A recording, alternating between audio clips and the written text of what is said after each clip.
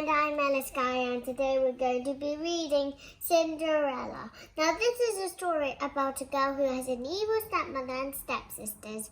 If you choose a fairy godmother, a pumpkin that turns into a coach, and some glass slippers. Cinderella.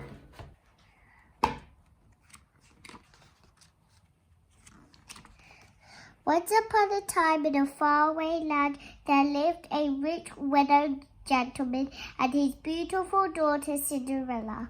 Cinderella's father was kind and loving. He married for a second time so that his daughter had a mother to care for her. Cinderella's stepmother had two mean and ugly daughters called Anastasia and Rosella. When Cinderella's father died, her stepmother stopped pretending to like her. She was jealous of Cinderella's charm and beauty, so she forced the young girl to become a servant in her own home. Cinderella was given a tiny bedroom in the attic. Her only friends were the birds and mice. They listened as she sang about her dreams of life filled with happiness.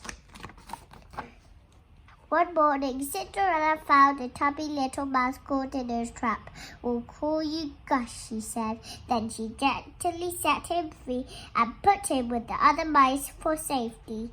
"Don't forget to warn him about Lucifer," Cinderella reminded them, and off she went to begin the day's chores.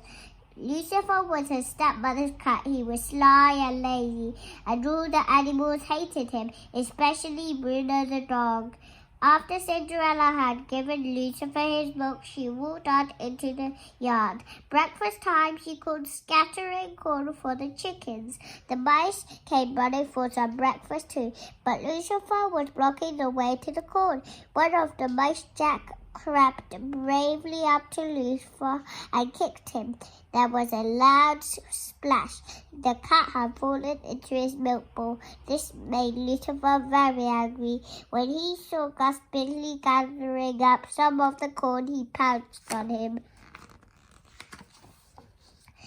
Luckily, Gus managed to escape to the kitchen. He scrambled up into a tabletop where he rested against a teacup. Suddenly, the cups flipped over, trapping Gus underneath. Just then, a voice shrieked from upstairs. "Cinderella, I'm coming!" Cinderella sighed. She picked up the breakfast trays and made her way upstairs. Under the teacup, Gus was safe at last. Not far away in the royal palace, the king and Grand Duke were talking about the prince. "It's time he married," grumbled the king. Suddenly he had an idea. "We'll have a ball tonight," he cried, "and invite every young maiden in the kingdom. The prince will surely fall in love with one of them." So invitations were sent out that very day. When the royal messenger delivered the invitation to Cinderella's house, Cinderella went to find her stepmother. She was upstairs in the music room listening to Anastasia and Rosella sing. "There's going to be a ball at the palace," exclaimed the stepmother as she read the invitation. "Every young maiden is to attend." "Why, that means I can go too," said Cinderella. "Hopefully." Anastasia and Rosella shrieked with laughter at the idea, but Cinderella was determined. "Well, why not?" she asked. Her stepmother thought for a moment, then a sly look crossed her face. "I see no reason why you can't go if you get all your work done." "I'm sure I can," cried Cinderella, rushing upstairs to find something to wear. She opened her wardrobe and took out one of her mother's old gowns. "It's a little old-fashioned, but I'll fix that," she said. Cinderella shrieked her stepmother. "I'm coming," Cinderella sighed. The mice knew that poor Cinderella would never have time to finish the dress, so they decided to work on it themselves. They sat merely as they cut and sewed the material. At last, the pretty dress was finished. It was trimmed with an old sash and beads which Anastasia and Rosella had thrown away. Later that evening, Cinderella sadly returned to her attic room. She had been so busy that she hadn't had time to get ready. Out of the window, she watched a carriage arrive to take her stepmother and stepsisters to the ball. As Cinderella turned away, she suddenly saw the dress. Surprise! Her friends cried. Oh, it's wonderful! Cinderella exclaimed, hardly able to believe her eyes. In no time at all, she had slipped the dress on and was rushing downstairs to the carriage. But when Anastasia and Drusilla saw their stepsister looking so beautiful, they were filled with jealousy. Why, you little thief! Drusilla screamed, spotting her old bead around Cinderella's neck. Then Anastasia looked at the sash. That's mine, she cried, grabbing the sash and ripping Cinderella's dress. Please stop, cried Cinderella, but it was too late. Her dress was ruined. She ran into the garden and flung herself by a bench. She sobbed as if her heart would break. Cinderella was so upset that at first she didn't see a magic swirl of light gather around her. When she looked up, an old lady was sitting on the bench. I'm your fairy godmother, the lady said kindly. Dry your tears. You can't go to the ball looking like that. Now fetch me a pumpkin and hurry. Even miracles take time. Minutes later, the fairy godmother waved her magic wand over the pumpkin. Bibbidi bobbidi boo, she sang.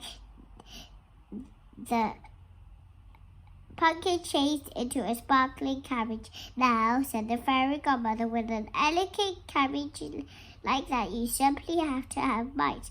With that, she waved her wand over Gus and Jack and their friends and changed them into proud white horses. Another wave of the wand and Cinderella's horse was changed into a coachman, and Bruno the dog was changed into a footman. Then, with the final wave of the wand, Cinderella was dressed in a magnificent ball gown and delicate glass slippers. Oh, thank you, cried Cinderella, stepping into the carriage. It's like a dream coming true. I know, dear, but remember, you only have until midnight. The fairy godmother warned. On the last stroke of 12, the spell will be broken. At the palace, Cinderella entered the glittering ballroom excitedly. Glancing up, the prince saw her and thought she was the most beautiful girl he had ever seen. He took Cinderella's hand and led her to the dance floor. The prince knew that he had finally fallen in love. Dancing in the princess' arms, Cinderella felt as though she were floating on air.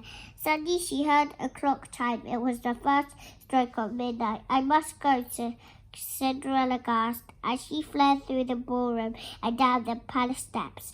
Wait, you can't go now, cried the prince. But Cinderella didn't stop, even when she lost one of her glass slippers on the steps. She leapt into the carriage which raced away. As the last stroke of midnight was heard, the carriage turned back into a pumpkin, and Cinderella found herself in rags once more, but she was still wearing a single glass slipper. Back at the palace, the prince was heartbroken. He declared he would marry only the girl whose foot fitted the glass slipper he had found. The next day, the Grand Duke began his search. Every maiden in the land would have to try on the glass slipper until he found the prince's true love. Meanwhile, Cinderella's stepmother had become suspicious when she heard her stepdaughter humming the music from the ball. She was determined that Cinderella would not try on the slipper. When Cinderella went up to her room, she followed her and locked the door.